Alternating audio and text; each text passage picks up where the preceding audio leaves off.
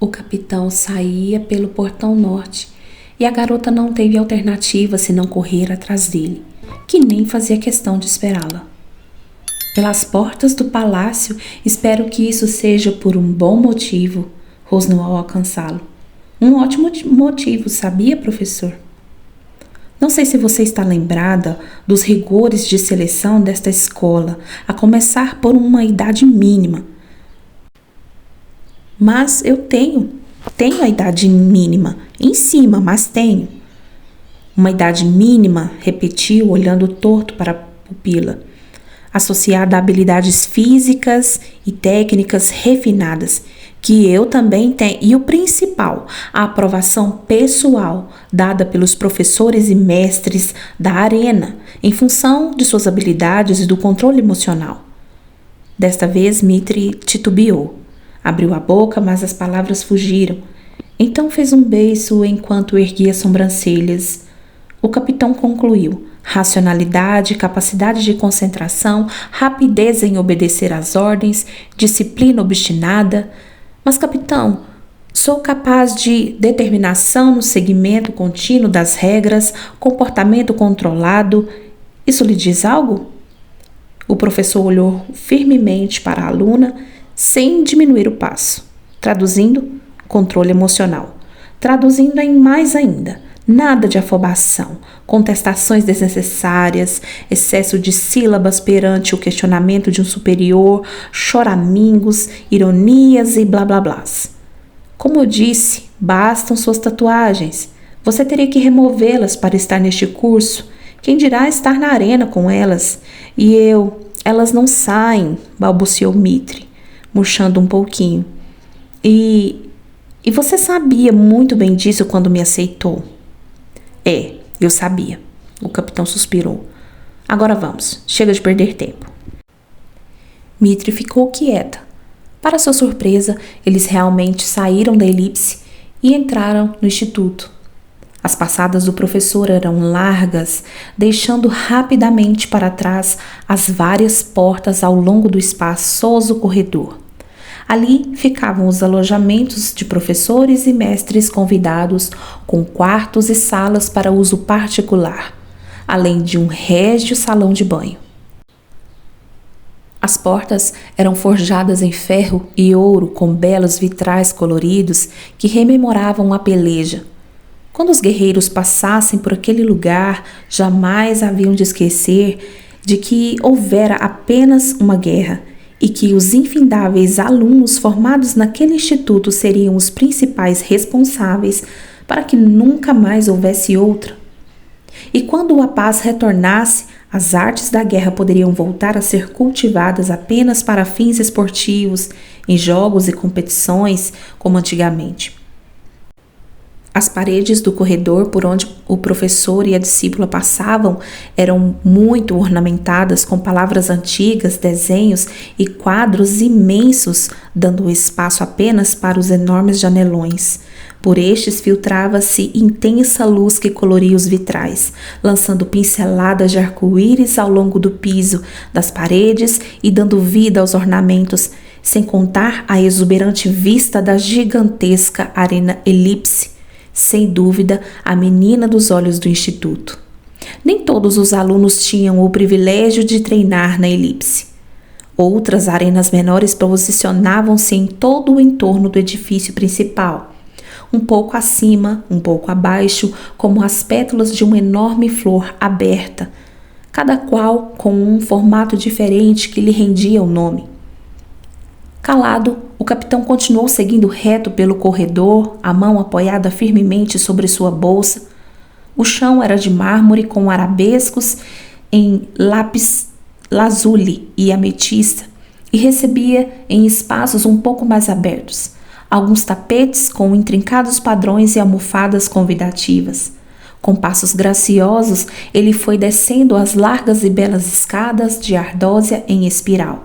O capitão era contra o uso de elevadores, que davam acesso aos vários andares com os alojamentos dos internos e suas alas de banho e descanso.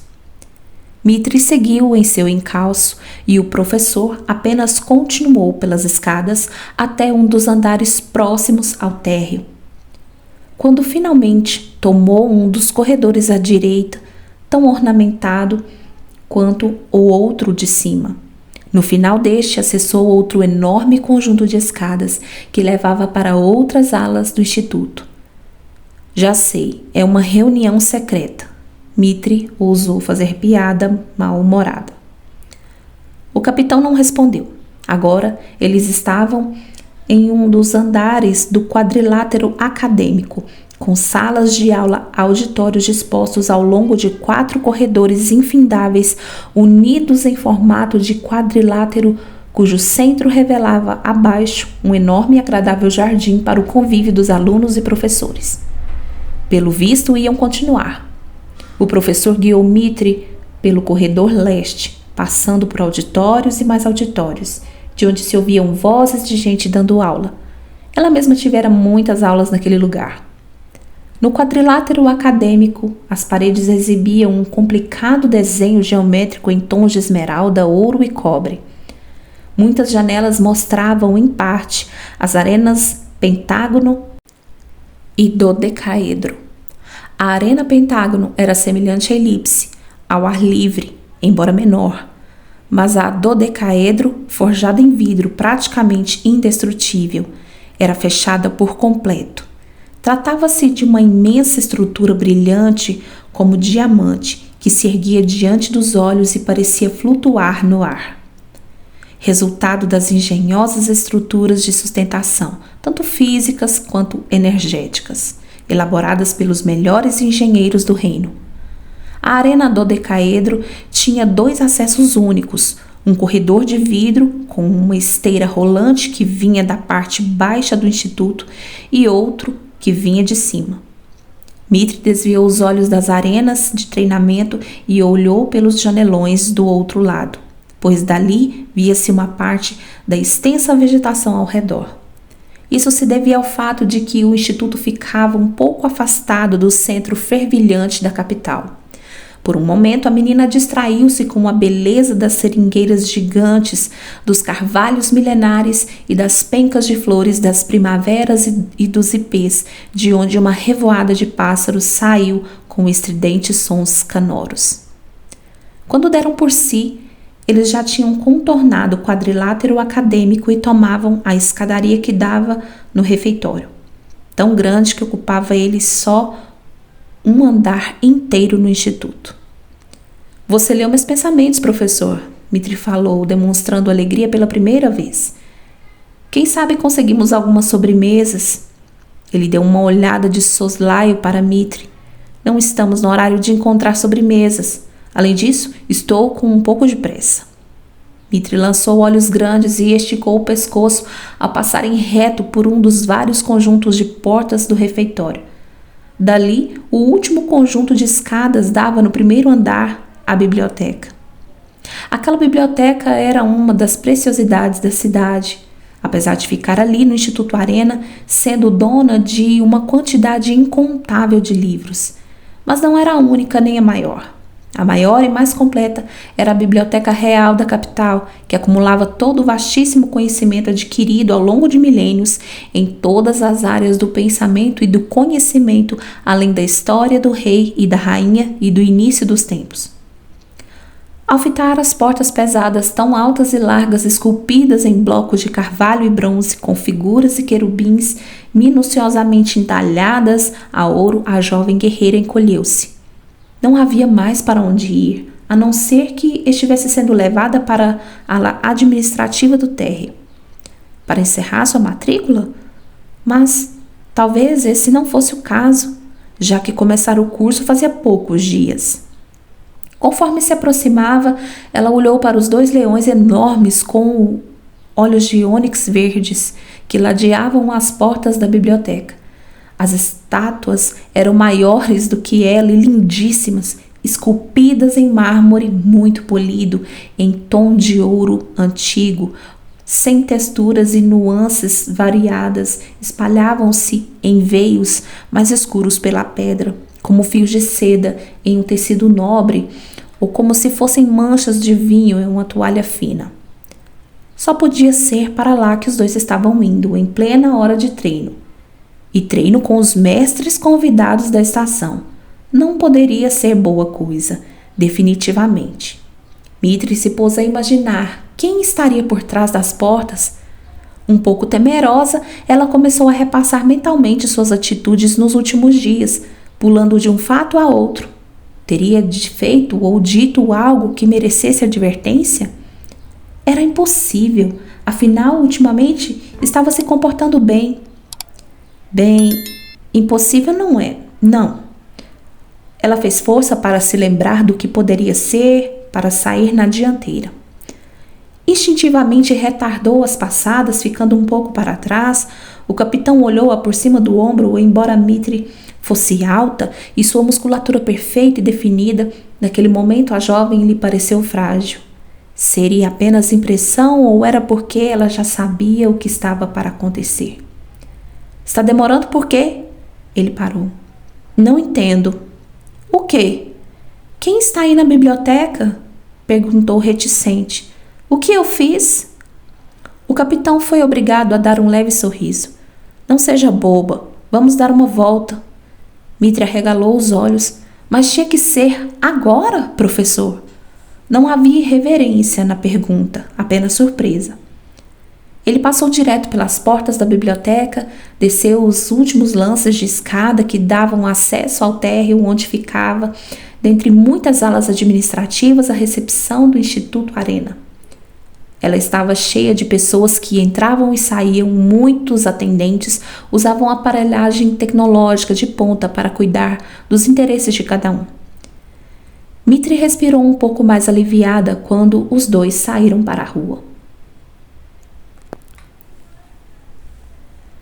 Depois de diminuir o azedume por estar perdendo as aulas, o que demorou um tempo, mas muito, Mitri finalmente decidiu aproveitar a caminhada. Estava acostumada a andar com a espada presa às costas, de forma que não lhe pesava a roupagem de treinamento. Era confortável, calças de couro azul escuro muito leve, maleável e de ajuste perfeito ao corpo, e uma blusa branca solta de tecido grosso, com alças largas do mesmo couro da calça. Deixava ombros e braços à mostra, o que era um problema por causa das tatuagens. Mitri usava um cinto de couro amarrado ao quadril que servia como um suporte para diversas armas. Mas no momento só havia ali duas: uma faca batanga adaptada, um segredinho dela, e um téssen de guerra. Os dois não seguiram para a cidade, pelo contrário, saíram do perímetro. As ruas e alamedas, lindamente pavimentadas, com diferentes tipos de pedras coloridas, rodeadas de árvores milenares e canteiros floridos exuberantes, foram dando espaço a caminhos cobertos de cascalho arredondado, mas igualmente bem cuidados. Estes eram ladeados por cerquinhas baixas de madeira branca que os separavam da terra, da grama, dos arbustos e da vegetação em volta. Mitri notou que tomaram um caminho oposto ao da grande cordilheira Orion, que ficou às costas deles. As várias cadeias de montanhas vinham do norte, onde eram ainda mais altas e imponentes, com picos brancos fulgurantes envoltos de luz. Elas invadiam o continente e em alguns trechos também contornavam a costa por milhares de quilômetros. Ali, nos arredores da capital, a cadeia partia-se em majestosa formação de escarpas altíssimas, fiordes e cânions longos e profundos, por onde o mar localizado a leste adentrava. Para observar essas maravilhas naturais, era preciso sair da cidade rumo às encostas, caminhando na direção do mar que não ficava distante. Do lado oposto, por onde o capitão Mitri caminhava, a cordilheira cedera espaço aos planaltos e às planícies por onde se estendia a cidade dourada. Naquele ponto, os montes mais baixos, resquícios da cordilheira, exibiam intensas nuances de verde, terracota e dourado que contrastavam com um tom predominantemente azulado. Este se dava em função de um minério brilhante presente na superfície, a acrília. Em formato de cristais trigonais e de diferentes tamanhos, ficavam unidas umas às outras em blocos enormes. Lembravam um pouco o quartzo. As crílias, porém, apareciam em conjuntos maiores. Eram mais resistentes e coloridas, o que as tornava perfeitas para pavimentações de ruas e alamedas, ou para a fundação das mansões e dos edifícios.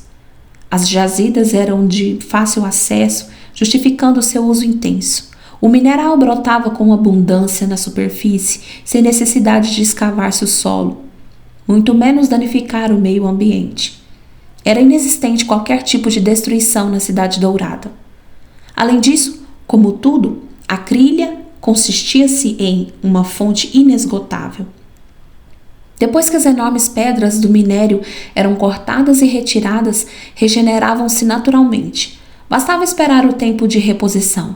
Aos poucos, enquanto Mitre e o capitão andavam, ela se distraía, brincando com os rebanhos que pastavam. Corria atrás dos coelhos de olhinhos inteligentes para afagar suas orelhas e jogava sementes, que aceitou de uma jovem cuidadora para os gansos que a menina levava para passear. Estavam caminhando na direção das planícies e dos vales infindáveis que permeava a descida da cordilheira para o interior do continente.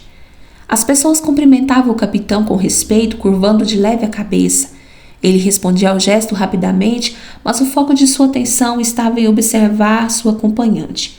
Mesmo sem dizer nada, ele não perdeu os sorrisos, os olhares, os agrados que Mitre deu aos animais. Quando ela não estava empunhando uma espada, ou de mau humor, com raiva ou irritada por qualquer motivo, ficava bem meiga. A certa altura, percebendo-se observada, Mitre olhou de soslaio para o professor e deu um olharzinho malicioso.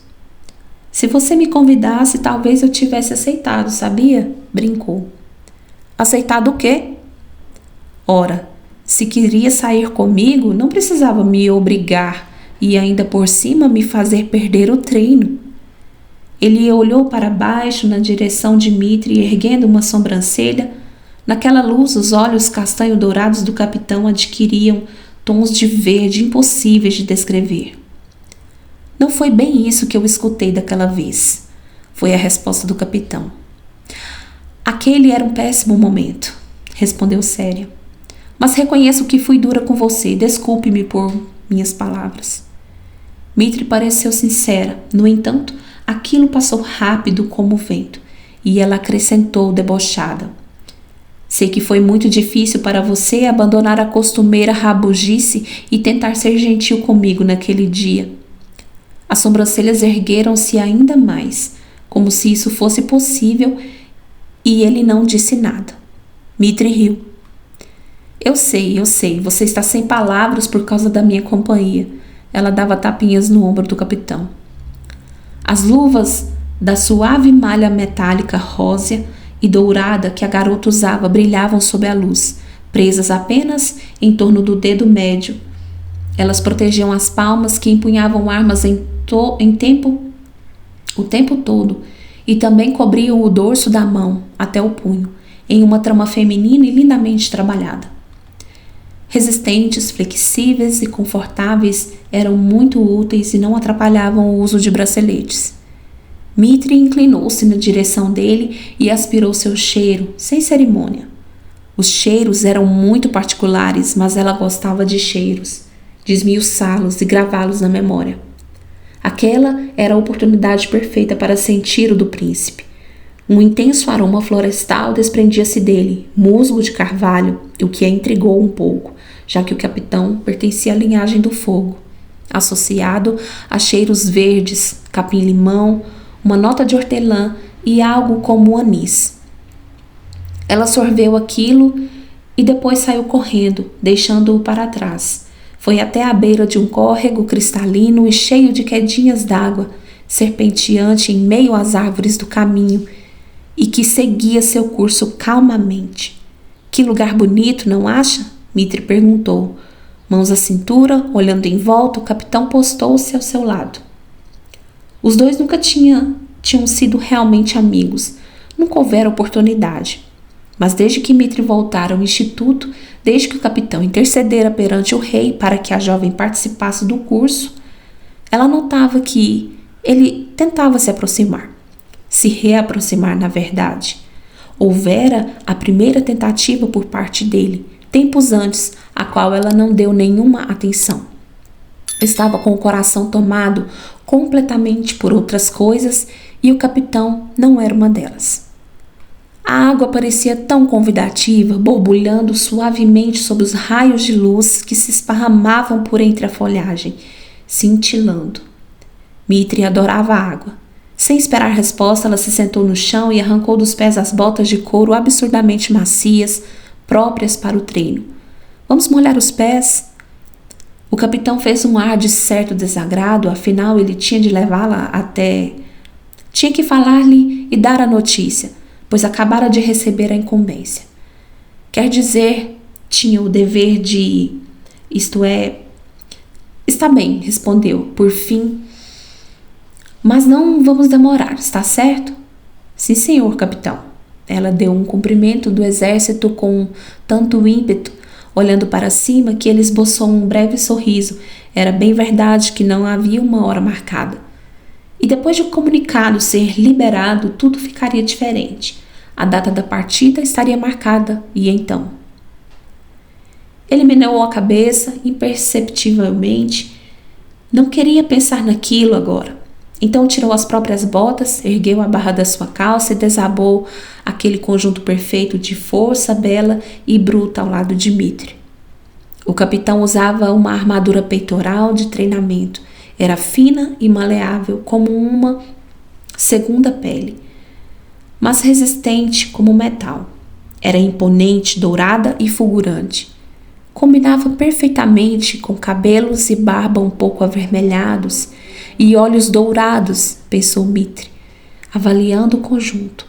E a espada do capitão, linda de morrer, ficava nas costas, sempre, e sempre significava sempre. O último item infalível na indumentária do capitão era a bolsa de lona com alça.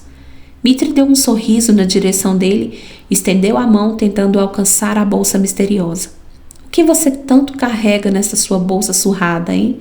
Deixe-me olhar. Nem pensar, grunhiu o capitão. Está bem, não olho, mas então apenas diga. Dizer o quê? O que tem dentro? Mitri fez cara de cachorrinho pedindo biscoitos. Vai, conta! Ele suspirou, abriu a bolsa, mas longe dela. Sacou umas batatas de dentro e atirou uma para ela. Colocou as demais no meio deles. Um lanchinho. Oba! Mitri mordeu a batata. Tem alguma coisa doce também? Hoje não. Que pena. Depois o capitão tirou uma presilha masculina, agitou diante do nariz dela e prendeu os cabelos. Que mais? Indagou Mitri, colocando o resto da batata de qualquer jeito dentro da boca e pegando outra. Ser aluna da arena e conviver tanto com o sexo oposto fazia com que às vezes seus modos deixassem um pouco a desejar.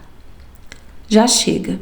Ele apoiou os cotovelos ao lado do corpo, inclinando-se para trás, depois de garantir a segurança da bolsa do lado oposto à garota.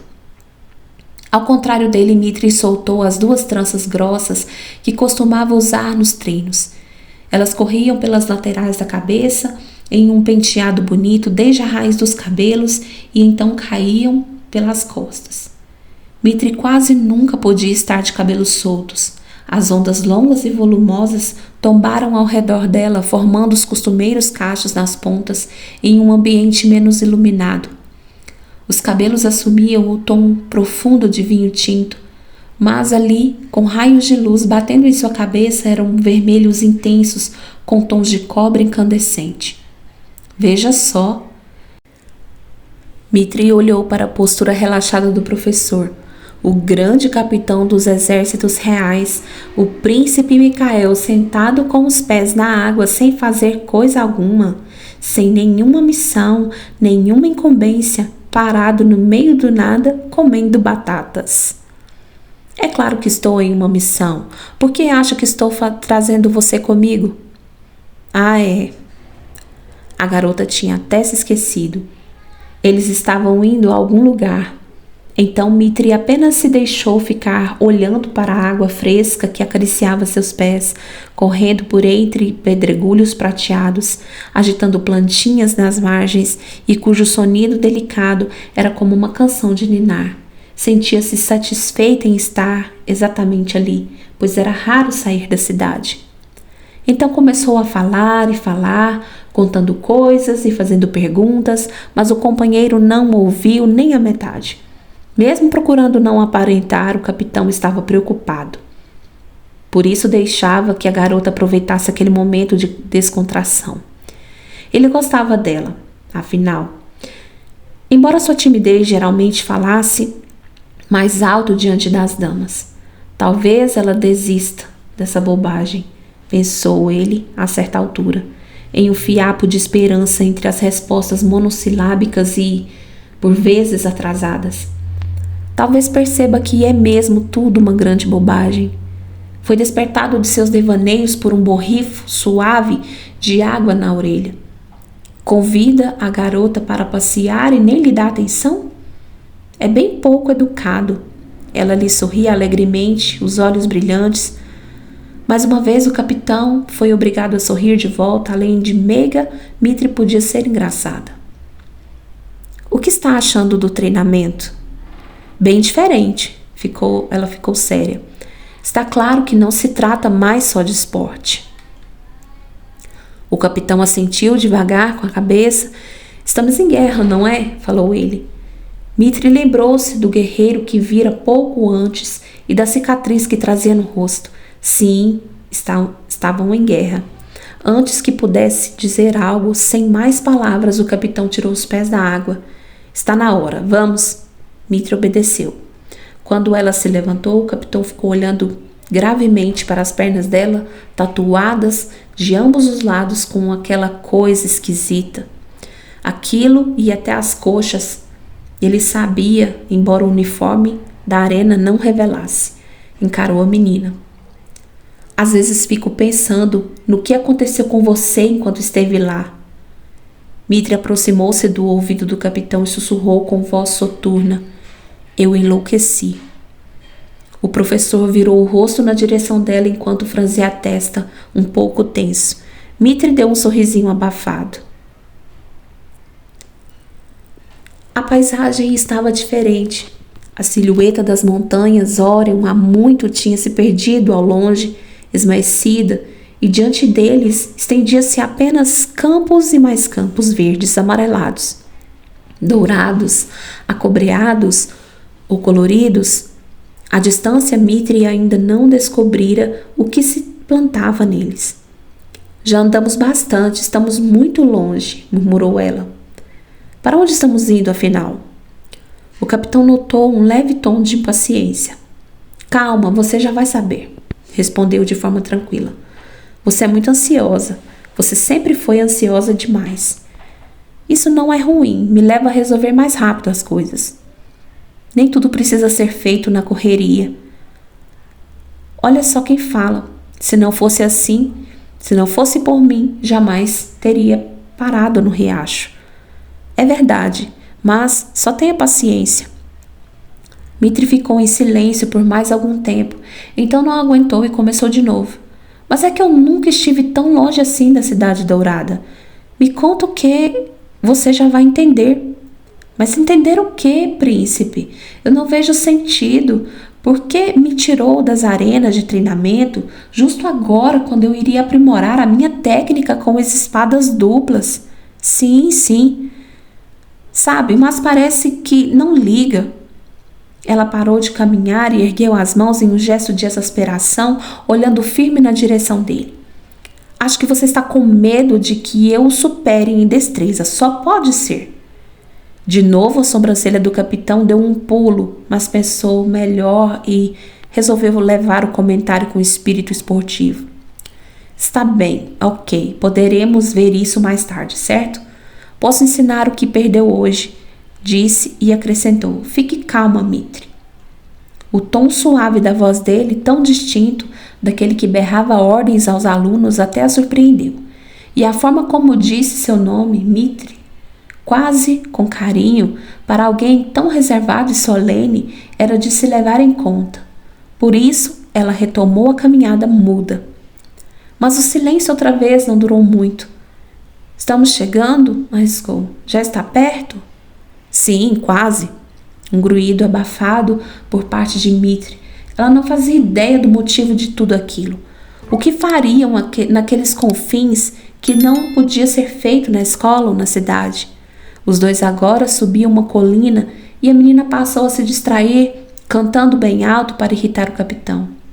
Ele bufou, empurrando-a para a frente, até que chegaram ao topo da colina, que se estendia por um novo planalto. Ao longe, um par de elefantes pastava na beira do caminho, arrancando frutas das árvores.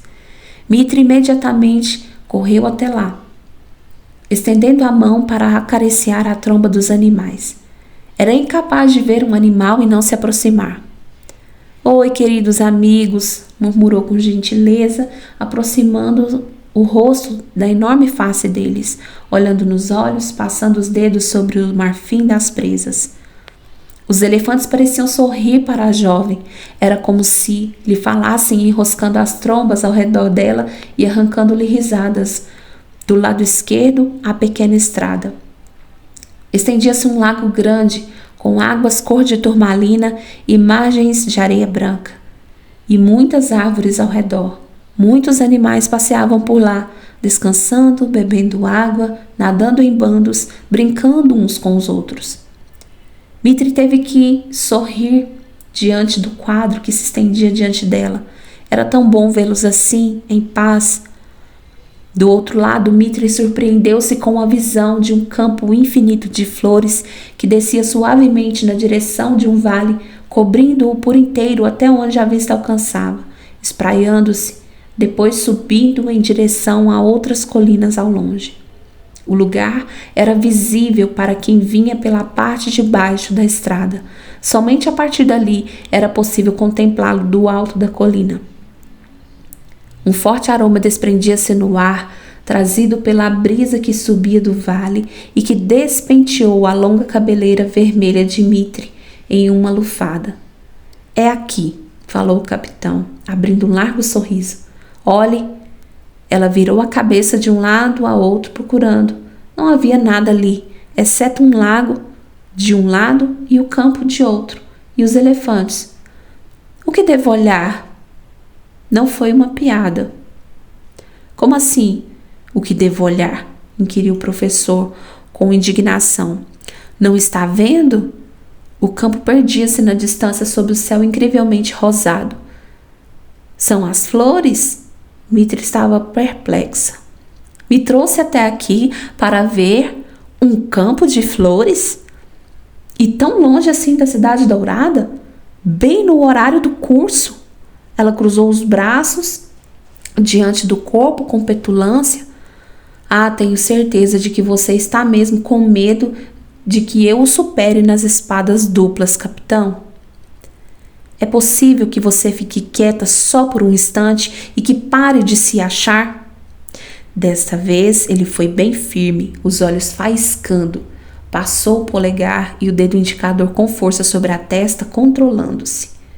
Mitri estava bem contrariada, mas fechou a boca. Venha, vamos descer até lá, falou o príncipe. Ela bufou baixinho. Adorava flores, verdade. Não havia nada mais lindo. Porém, na hora das aulas, com que propósito? Qual será o grande ensinamento de hoje? Mitri murmurava em tom ínfimo, mas uma altura em que ela sabia chegava aos ouvidos do capitão. Em vez de espadas duplas, vamos aprender sobre o que mesmo? Ah, sim, como fazer arranjos para festas, porque não pensei nisso antes. Ela deu um tapinha na testa. Ou talvez as tais flores sirvam para a feitura de excelentes chás calmantes ou algo do gênero estupendo. Preciso de um desses com urgência. Quando chegaram perto, o perfume era ainda mais inebriante. Era um belo campo, mas... e daí? Essas flores São especiais, falou o capitão, postando-se ao lado de uma das fileiras e estendendo o braço em sua direção. Já as tinhas visto? Mitri observou chegando mais perto. Não. Ela olhou um pouco melhor. Os caules eram fortes e altos, praticamente do tamanho de um pé adulto de milho. Cada caule produzia até 3 ou 4 flores gigantes, cujo formato lembrava um girassol, mas em um tom de amarelo muitíssimo forte. Ou então eram alaranjadas, porém igualmente intensas. Os pistilos de cor violeta profundo eram tão abundantes que pareciam tufos de grama saindo pelo miolo das flores.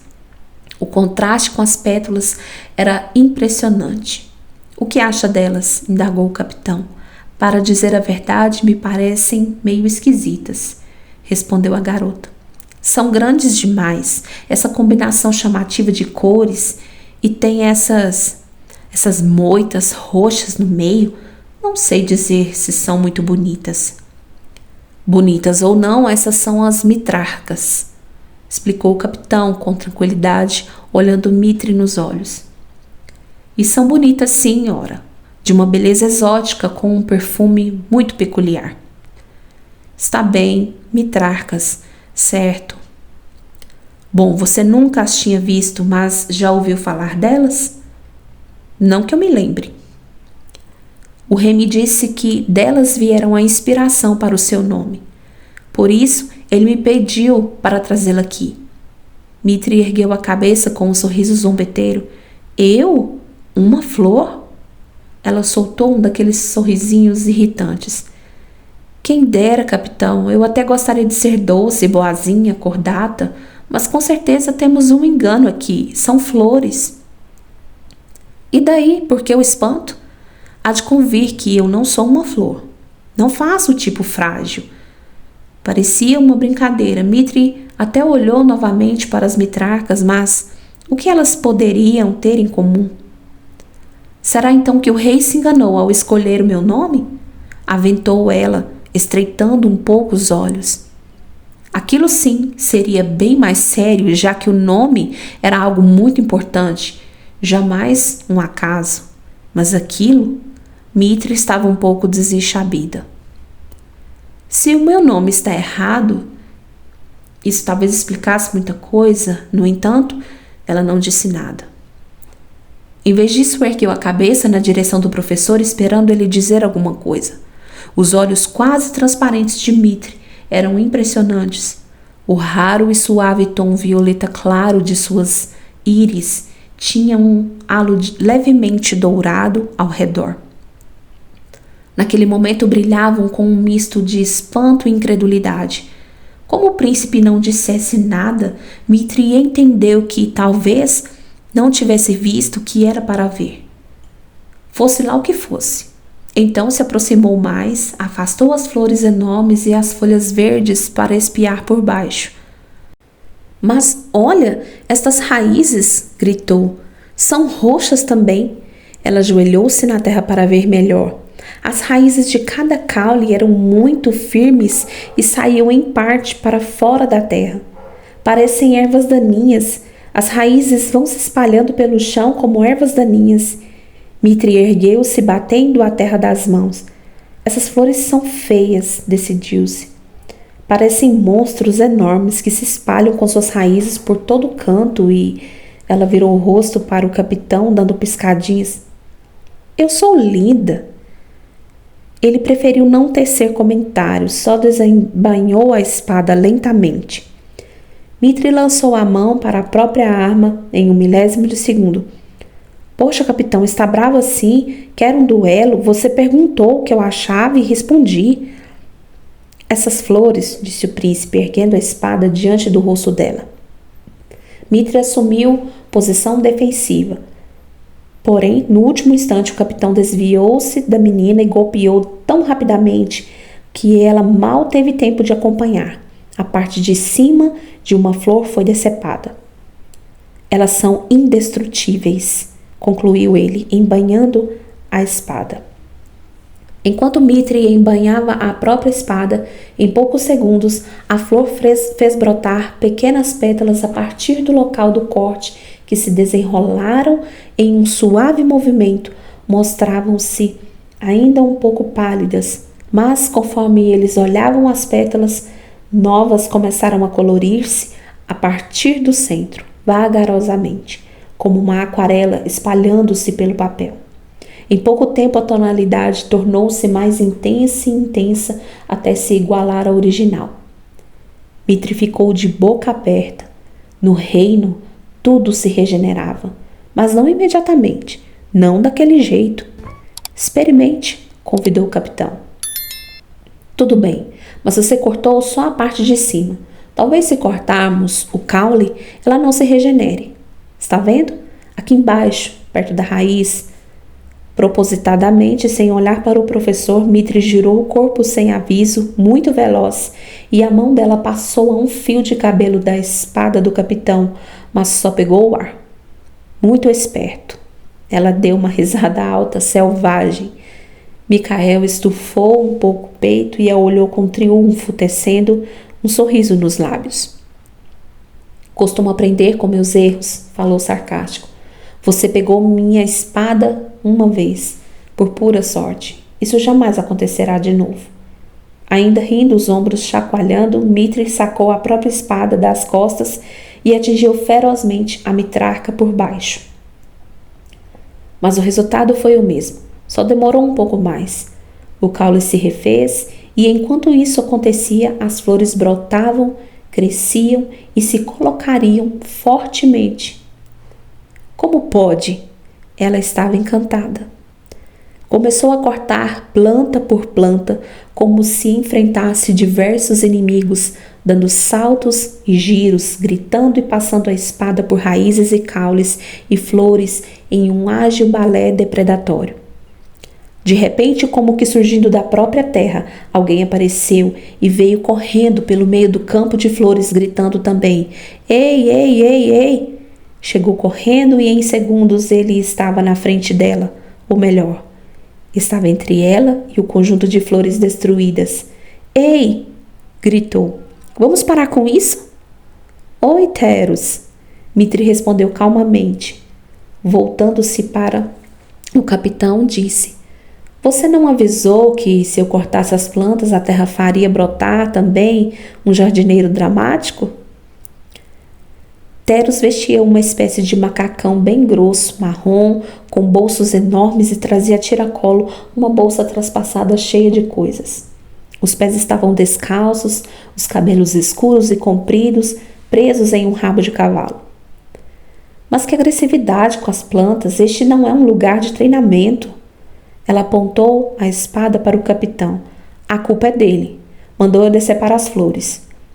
O recém-chegado lançou um olhar levemente irritado para Micael, mas não teceu comentários. Em um dos bolsos do macacão zurrado, guardou a gaita dourada que sempre levava consigo e que, no afã de proteger as flores, deixava cair. Depois que abaixou para recolher os pedaços de flores que estavam espalhados por toda parte, Mitri reparou que a maioria das plantas já estavam praticamente regeneradas. O que essas flores lhe fizeram de mal? Teros continuou olhando para Mitri com seus olhos azuis muito claros, sem conseguir entender. Elas não fazem nada, exceto embelezar e perfumar. Embelezar nem tanto. Aquelas flores monstros já perfumar era verdade. O aroma doce e profundo estava ainda mais pronunciado, dada sua extração, forçada por meio dos cortes, impregnado no ar e pairando como uma névoa. Também se desprendia de Teros, só que nele o aroma de mitrarcas misturava-se a algo mais cítrico. Cítrico e, para ela, um tanto pungente. Mesmo assim era bom, muito bom, na realidade. Mitri se lembrava do cheiro dele, havia se acostumado tanto e depois sentira tanta falta. A época em que ela e Teros estiveram juntos se assemelhava a uma lembrança de outra vida, uma memória de uma outra Mitri. O cheiro fresco e estimulante de tangerina e bergamota misturado a algo que lembrava a própria terra, verbena e sândalo. Mitri ficou com a espada esquecida na mão e inspirou o ar. Entre os filhos do rei, os cheiros corporais eram como uma digital totalmente peculiares. Cada um tinha o seu, capaz de revelar não apenas a identidade, mas a linhagem e a hierarquia. Mitri ficou olhando as mãos bem formadas de Teros, que exibiam unhas cheias de terra, enquanto ele se agachava para catar os talos cortados e as flores partidas. Depois enterrava aqueles pedaços, tocava a terra com a suavidade e a gentileza que lhe eram características quando realizava aquele trabalho. Ela sabia que aquele era um modo especial de usar as mãos, e devagar os destroços se refaziam por completo, cada um deles originando uma nova planta, de modo que agora havia ainda mais delas do que no começo. O príncipe Teros pertencia à linhagem da terra e podia abençoá-la com um simples toque, ou destruí-la, embora ele jamais fosse capaz de fazer algo assim. Seu poder restaurador e curativo estendia-se a todos os seres vivos. Uma vez tendo terminado, agora mais calmo, Teros colheu uma das flores, a mais viçosa e bela, e a estendeu na direção da jovem. O rosto levemente anguloso inclinou-se na direção dela, os olhos procurando os da jovem. Obrigada, a menina disse. Sem querer revelar que o gesto mexia com ela, Mitri pegou a flor enorme e escondeu o rosto, um pouco corado, atrás dela. Apenas os olhos ficaram de fora para retribuir o olhar de Teros, como faz com o leque, reparou o capitão. Mas fez que não reparou, olhando para o outro lado. Não tem de quê. Teros desta vez enviou seu sorriso. Os lábios eram encorpados e o sorriso amplo. Mas aí ele acabou rindo de repente. Que dualidade você é! Mitri olhou para si mesma, reparando naquilo que Teros olhava. Com uma mão ela segurava aquela flor gigantesca e com a outra a espada. Mas não era somente isso. Mitri sabia, mas preferiu deixar passar. Não podia fazer nada a respeito. Não agora, não tão cedo, talvez nunca. Por isso Mitri sorriu de volta brevemente, desviou o rosto e embanhou a espada nas costas com um gesto preciso, mas a flor ela permaneceu segurando com ambas as mãos e baixou o nariz para cheirá-la. Um gesto que o príncipe Micael também notou com o sangue levemente fervente. Ele podia ser capitão do exército real e deveria sempre demonstrar autocontrole, mas pertencia à linhagem do fogo e era pura explosão. Quer dizer, ainda que Mitri não tivesse qualquer compromisso com ele, a verdade é que ela também não estava mais compromissada com Teros. Ao notar o desagrado velado do capitão Mitri pôs-se a matraquear, mas se afastou um pouco de ambos, dando passinhos para trás. Bem que achei que aqueles elefantes eram seus e, puxa vida, são lindos os desenhos novos que você pintou neles. Aliás, o que hoje faz por aqui? Estamos bem longe da cidade dourada. Emendavas uma frase na outra. Resolveu trocar os laboratórios médicos por uma visita pessoal aos campos? Mitri só queria provocá-lo, pois naturalmente sabia que ele sempre supervisionava boa parte dos principais campos. Mas queria dar a entender que não sabia mais nada da vida dele. Tinha que vir verificar o andamento da extração dos óleos essenciais das mitracas. Ficarei por aqui alguns dias, pois temos pouco tempo e muito trabalho. Não pode haver qualquer atraso ou erro. Caso contrário, eles não trarão a mesma qualidade. E como eu particularmente gosto muito dessas flores, não incumbiria mais ninguém para essa tarefa. Teros estava começando a dedicar-se à medicina, mas seu amor pela botânica nunca deixaria de existir. Muito bem, Solzinho. E por que está me chamando de Solzinho? Você acabou de dizer que ama essas flores esquisitas que têm cara de sol, Teros. Teros riu abertamente. Está bem. Para você, sou o Solzinho, então. Mitri revirou os olhos, observando enquanto ele ajeitava melhor o rabo de cavalo que ameaçava soltar. Em cada pulso, Teros tinha uma pulseira de couro trabalhada discreta.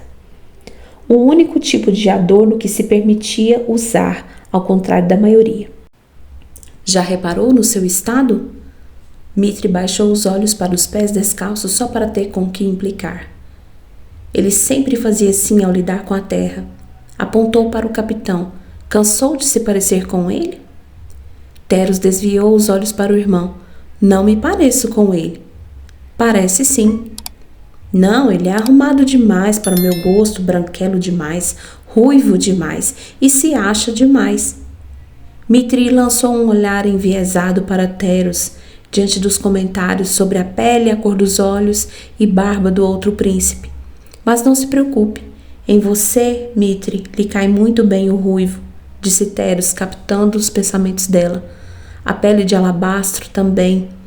Já nele?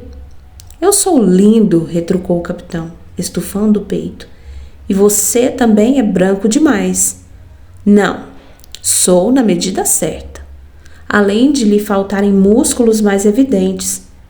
Dispenso o visual de que está prestes a massacrar o primeiro que cruzar o caminho. O capitão riu e o irmão riu de volta. Gosto do contato com a terra, com a energia que ela produz. Teros suspirou. Um dia desses você deveria experimentar, falou para Mitri, olhando longamente para ela. Trará um bom resultado sobre seu temperamento. Mitri franziu a testa e não respondeu. Teros achou que o seu comentário foi infeliz e ficou calado também. Por alguns instantes, ele refletiu sobre o momento que a jovem estava vivendo, o qual não era segredo para nenhum dos príncipes ou dos anciãos. Então brincou com ela novamente, não desejando vê-la entristecida. E você não me parece nem um pouco bem vestida também. Ele queria mudar logo de assunto e escapar do constrangimento. Cansada de ser observada por Teros, Mitri virou-se para o capitão, que agora estava a alguns passos, voltado para o campo de flores e de olhos fitos no horizonte, os braços cruzados sobre o peito, introspectivo. Ela caminhou até ele e, suspirando baixinho, ficou postada ao lado, entediada. Teros, respeitoso, manteve o silêncio, mas aproximou-se de ambos devagarinho e ficou postado perto da garota. Não quero soar rude, capitão, fez Mitri, olhando igualmente para a frente. Mas já vi as flores. Flores indestrutíveis. Muito interessante. Meu nome foi inspirado nelas. Pronto. Lição aprendida. Agora podemos voltar para a arena? Ele pareceu arrancado de seus próprios pensamentos como uma ostra de sua concha. Não. Ainda não vamos voltar. Tenho uma notícia para te dar. Os olhos dela se estreitaram um pouco. Que espécie de notícia precisava de tanto segredo e até um lugar como aquele para ser dada? Então Mitri olhou para ele. A luz incidia sobre os cabelos vermelho-dourados, formando um halo luminoso que envolvia o rosto de Micael. Às suas costas, ela sentiu a mão de Teros pousar de leve sobre seu ombro. Mas você precisa ter certeza. Mitri ouviu o botânico murmurar. Ela olhou por cima do ombro, antecipando os olhos graves que combinavam com o tom de voz dele. Mas ter certeza de quê, gente? Inquiriu, olhando de volta para o capitão. Do que vocês estão falando? É alguma coisa séria? Pelas barbas do rei, não vão me dizer que está havendo outra rebelião? Não. O olhar do capitão era indecifrável. Ele apenas comunicou. O conselho aprovou o seu pedido. Mitri ficou boquiaberta. E você me diz isso assim, professor? Ela deu uma palmada amigável e estalada no ombro de ferro dele. Assim como? Com esse ar de, sei lá, de tragédia. Ora vamos, é uma boa notícia. Mitri começou a dar pulinhos de alegria e ali mesmo, cantarolando, fazendo passinhos de dança. Não era guerreira naquele momento, era apenas uma menina transbordando sua meninice. Os dois príncipes olharam um para o outro sem poder fazer coro àquela felicidade toda. Então eu vou. Deu uma risada e continuou dançando. Então parou de repente. Mas todo o conselho aprovou? Todos os 7? Tinha que haver unanimidade. Isso quer dizer que vocês dois também aprovaram e agora me veem com esse ar de arrependimento? Não adiantaria nada termos votado contra. De todo jeito seríamos a minoria, reclamou o capitão. O conselho masculino era a última instância, a última barreira diante de qualquer petição antes do próprio rei, especialmente aquela. Não achamos justo tentar vetar. Estamos assumindo que é melhor você experimentar de uma vez, já que quer tanto. Uma decisão dessa magnitude requer unanimidade absoluta. Mas, por outro lado, votar a favor não significa que aprovamos. Micael falava com seriedade. Então, o que posso dizer é que apoiamos você. Todos os príncipes já foram comunicados, até os que não compõem o conselho, explicou ele com pesar.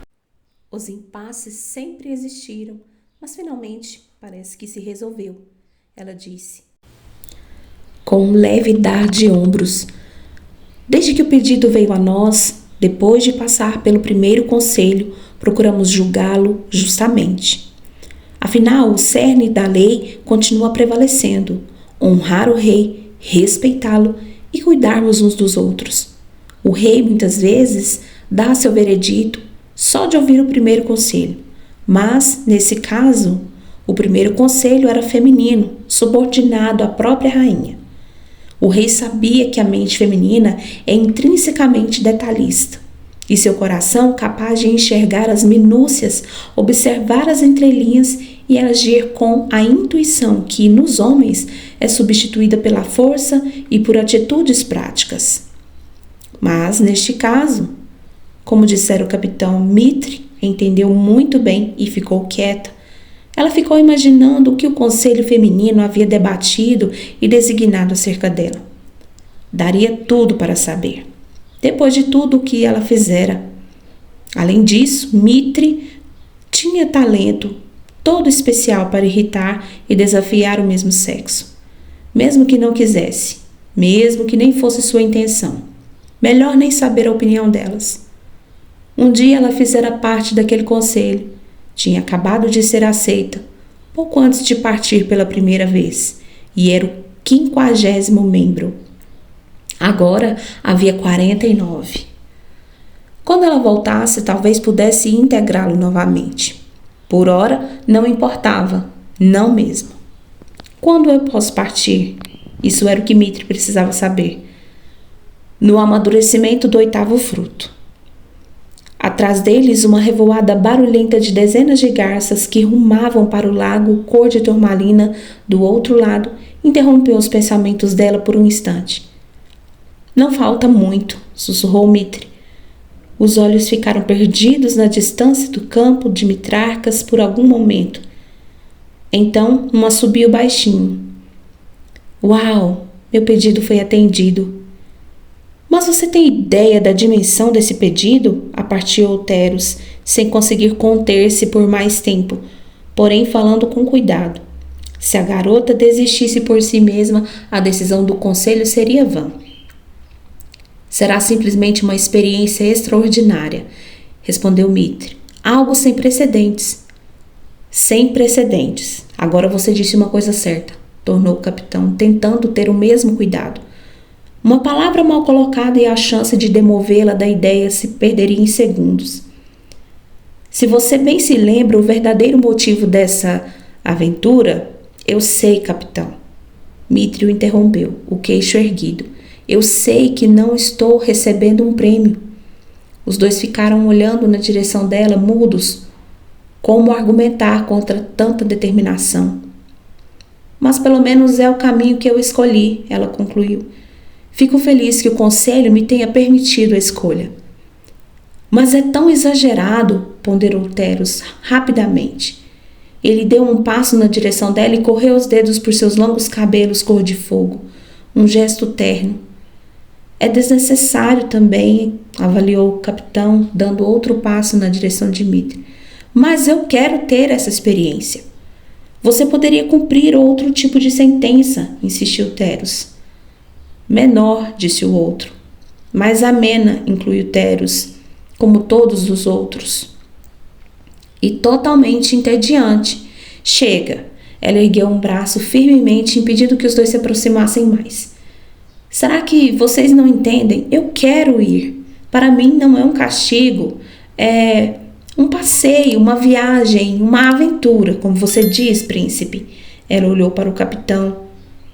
E extraordinária. Mas você poderá ir, Dmitri, em outro momento e sob outras circunstâncias. Considerou o capitão ainda, mas já sabia ser em vão. Dmitri não respondeu, apenas meneou a cabeça como quem diz, já me decidi. Teros virou-se rapidamente para o irmão e seus olhos diziam tudo. Não adianta. Ele passou a mão nervosa pela testa, deixando um rastro de terra sobre a pele. Você não sabe o que vai enfrentar, Dmitri, insistiu o capitão.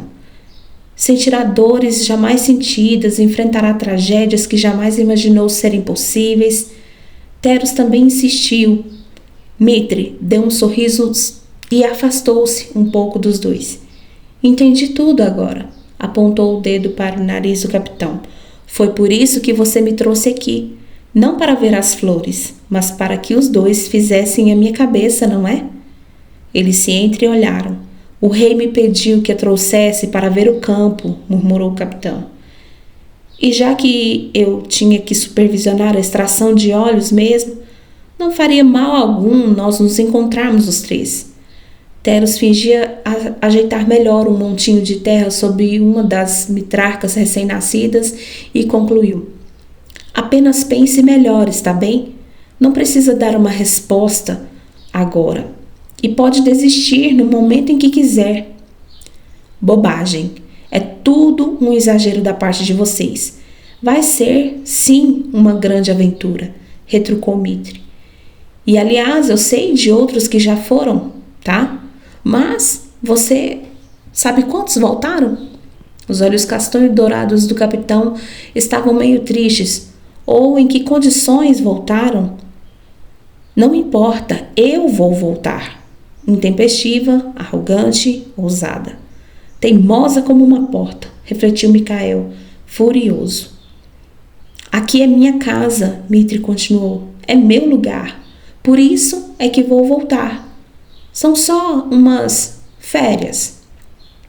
Teros passou a mão sobre os cabelos dela outra vez, depois pousou as duas mãos sobre seus ombros, como quem vai dizer algo.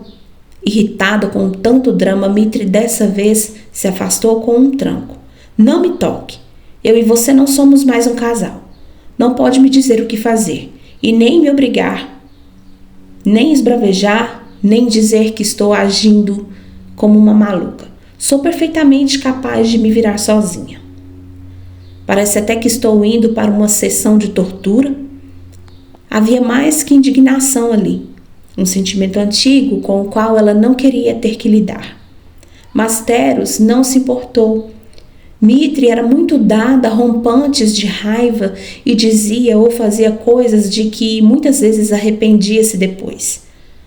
Mas, e quando vier a tempestade, Teros ainda ousou perguntar com semblante realmente aflito. Dmitri não se fez de desentendida, porém ficou quieta. Quando a tempestade chegar lá, ela vai atingir você também. Desta vez, foi Dmitri quem se aproximou de Teros, chegando bem perto do seu ouvido. Eu sou a tempestade. Era um sussurro apenas, como vento. Teros até imaginava, meneou a cabeça. Eu já vi você ir embora uma vez e não queria que isso se repetisse. Mas se é assim que você quer, vou estar com você o tempo todo, falou com tristeza. O que quer dizer? O rei permitiu, acompanharei sua jornada, mas não vou poder intervir em nada. Nós estaremos com você, enfatizou o capitão. Desta vez Mitri sentiu um jorro de emoção subindo pelo meio do peito, uma mistura de contentamento e tristeza e a sensação de ser querida, mas também uma agulhada da saudade anunciada que sentira uma vez. Vocês pretendem me vigiar, então? Mitri tentou dar o risinho debochado no qual era mestra, porém não saiu como queria. Estava engasgada. Não quis deixar cair nenhuma lágrima atrevida e inoportuna. Então chacoalhou as mãos e acrescentou: muito bem, agradeço. Estou lisonjeada. E, bem, já que o recado foi dado, estou voltando para a arena. Virou-se tão rápido na intenção de sair correndo que a faca batanga, apoiada no cinto, voou longe. Um cintilar turquesa pincelou o ar quando a arma abriu-se em um leque ornamental. Com um gritinho, Mitri correu atrás dele. Que é isso? Perguntou o capitão, agora com curiosidade genuína, esticando o pescoço para o instrumento. Oh, é apenas uma adaptação da batanga comum. Pensei em ver se conseguia transformá-la em um tipo novo de Tessen.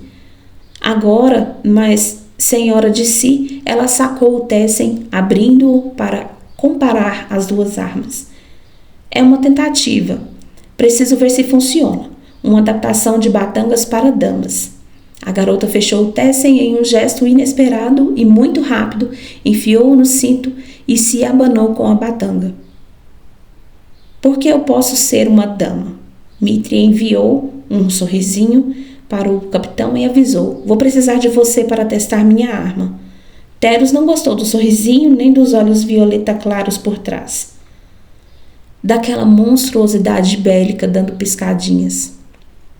Não entendo a graça que você vê nisso, ele foi dizendo e esticou o braço para pegar a arma. Entretanto, a jovem fechou a batanga com a mesma destreza de antes e a puxou para trás das costas. Foi a vez de capitão se adiantar para roubar a faca, mas Mitri, adivinhando a intenção, foi ainda mais rápida.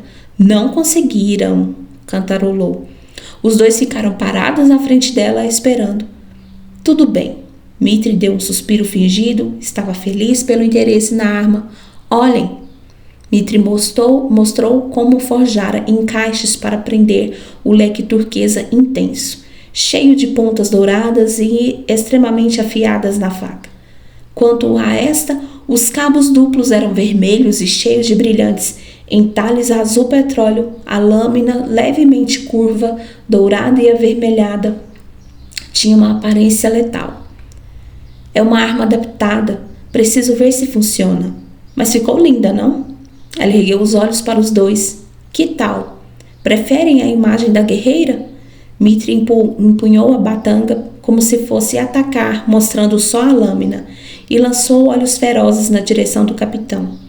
Então, como um raio, a lâmina estava guardada, e os cabos vermelhos, girando 360 graus ao esconderem a lâmina, faziam com que o leque desfraldasse entre eles, como uma vela ao vento.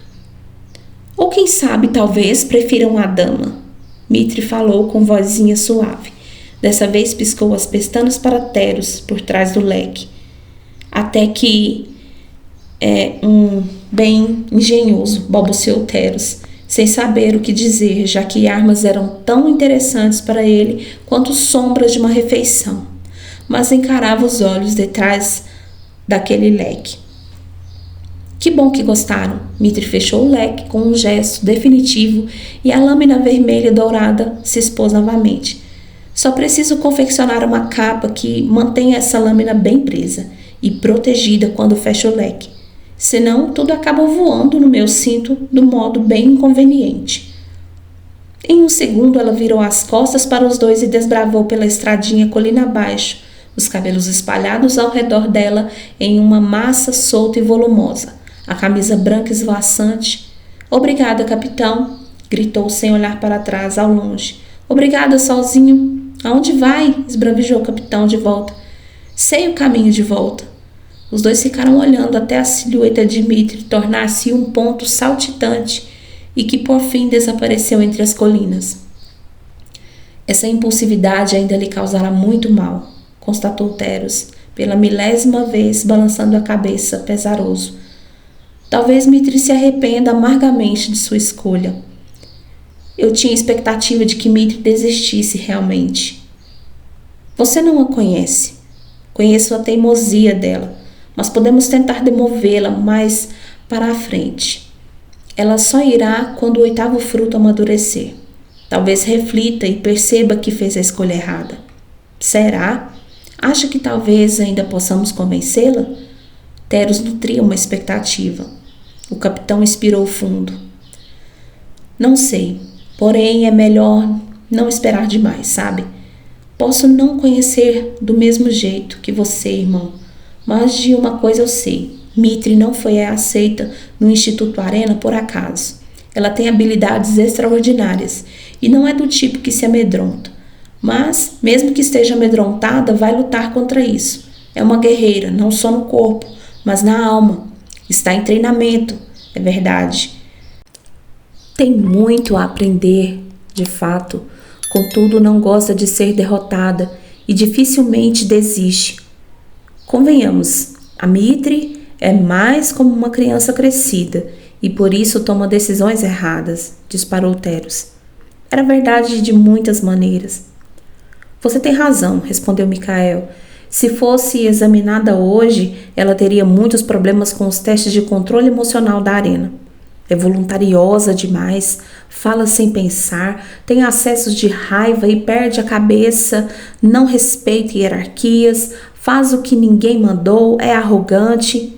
Teros olhou na direção do capitão, um tanto surpreso. Mas ela tenta, Micael reiterou rapidamente. Justiça lhe seja feita. Mas nada acontece do dia para a noite. Quando cogitamos aceitá-la no instituto, mesmo sendo mulher, foi uma faca de 2 gumes. Ainda que as habilidades físicas e técnicas fossem suficientes, era emocionalmente imatura, uma criança grande, como você disse. Mas imaginamos que, sendo submetida ao rigor da arena e ficando em contato constante com guerreiros disciplinados e obedientes, enfim, achamos que seria um modo de contagiá-la, de beneficiá-la indiretamente para vê-la desenvolver o perfil de uma guerreira de elite. Estava dando resultado? Teros perguntou curioso. Coitado do pobre infeliz que se dispusera a domá-la. Ele apontou o dedo para si mesmo, fazendo uma careta. Tentei me safar dessa incumbência logo no começo, mas não foi possível. O príncipe passou a mão pelos fios soltos de seu cabelo. Parecia até que ela estava indo bem, adaptando-se. E o que deu errado? Você se esqueceu? Tudo deu errado. A começar por toda aquela insanidade coletiva da qual ela participou. Ah, isso. Teros assentiu. Não queria nem se lembrar. Todo o progresso da Mitri foi pelos ares. E agora que ela voltou, infelizmente o tempo é curto. Tive que me desdobrar para Mitri ser aceita no curso da estação. Depois de tudo, ela não seria aceita de volta tão cedo na arena. Mas eu queria lhe dar um incentivo, um alvo, enquanto esperava pela decisão. Hoje ela foi a primeira a se posicionar em formação. Que pena que ficará por pouco tempo, lamentou Teros com sinceridade. Uma pausa longa, apenas o som dos animais ao longe, no lago se fazia ouvir. Então o capitão concluiu. A verdade é que controlar uma fagulha ou outra por algum tempo não descarta o risco de explosões. E a Mitri é como um incêndio descontrolado. Teros colocou a mão no ombro do guerreiro, mas não havia o que ser dito. E agora essa aprovação do conselho, continuou Micael. Não que eu queira questionar, mas a decisão final era do rei e ele não deveria ter permitido. Os dois ficaram de novo em silêncio profundo por algum tempo, olhando para o infindável campo de flores. Acho que falarei com o rei sobre a decisão. Teros resolveu. E ela irá infernizar você pelo restante dos séculos por tentar boicotar suas férias. É por isso que o nome dela é Mitri. Espero realmente que ela seja indestrutível como as mitracas. No campo, as flores eram embaladas de um lado a outro pelo vento.